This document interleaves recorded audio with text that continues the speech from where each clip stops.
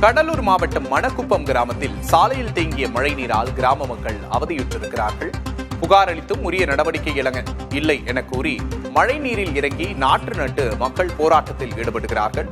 பல ஆண்டுகளாக மழைக்காலங்களில் இந்த பிரச்சனை இருப்பதாக அந்த பகுதி மக்கள் குற்றம் சாட்டுகின்றனர். கூடுதல் விவரங்களை செய்தியாளர் ஸ்ரீதரிடம் கேட்டு பெறலாம். ஸ்ரீதர், கூடுதல் விவரம். கடலூர் மாவட்டம் முழுவதும் நேற்று மாலை முதல் அவ்வப்போது மழை பெய்து வருகிறது. குறிப்பாக மணக்குப்பம் என்ற கிராமத்தில் பல ஆண்டுகளாக சாலையில் தண்ணீர் நிற்பதாகவும் இந்த சாலையில் பள்ளம் ஏது மேடு ஏது என்று தெரியாத அளவிற்கு மழைநீர் நிற்பதால் பொதுமக்கள் அவ்வப்போது விழுந்து வாருகிறார்கள். எனவே விபத்து ஏற்படும் இந்த சாலையை உடனடியாக சீரமைத்து தர வேண்டும். அது மட்டும் இல்லாமல் மழைநீர் தேங்காத சாலையாக அமைத்து தர வேண்டும் என பல முறை கோரிக்கை வைத்திருக்கிறார்கள். ஆனால் அந்த கோரிக்கை ஏற்கப்படாத காரணத்தினால் இன்று அந்த ஒட்டுமொத்த கிராமமும் சாலையில் திரண்டு இது விவசாய நிலமா அல்லது சாலையா என ஒரு கேள்வியை முன்வைத்து தற்போது நாற்று நடும் போராட்டத்தில் ஈடுபட்டு வருகிறார்கள். நீங்கள் காட்சியிலே பார்த்தால் தெரியும், ஒட்டுமொத்த கிராம மக்களும் பெரும்பாலும் பெண்கள் தான் இந்த போராட்டத்தில் கலந்து கொள்கிறார்கள்.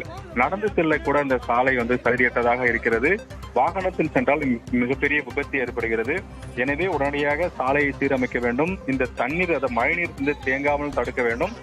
நேற்று முதல் விட்டு பெய்யும் மழைநீரை வெளியேற்ற முடியவில்லை என்றால் அடுத்ததாக வரும் பருவமழை மிகப்பெரிய பருவமழையாக இருந்தால் ஒட்டுமொத்தமாக இந்த கிராமமே பாதிக்கப்படும். எனவே ஒட்டுமொத்த கிராம மக்களும் தற்போது போராட்டத்தில் ஈடுபட்டு வருகிறார்கள்.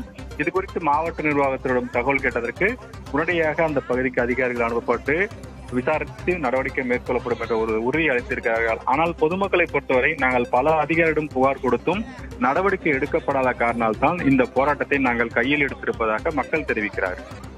கூடுதல் விவரங்களுக்கு நன்றி ஸ்ரீதர்.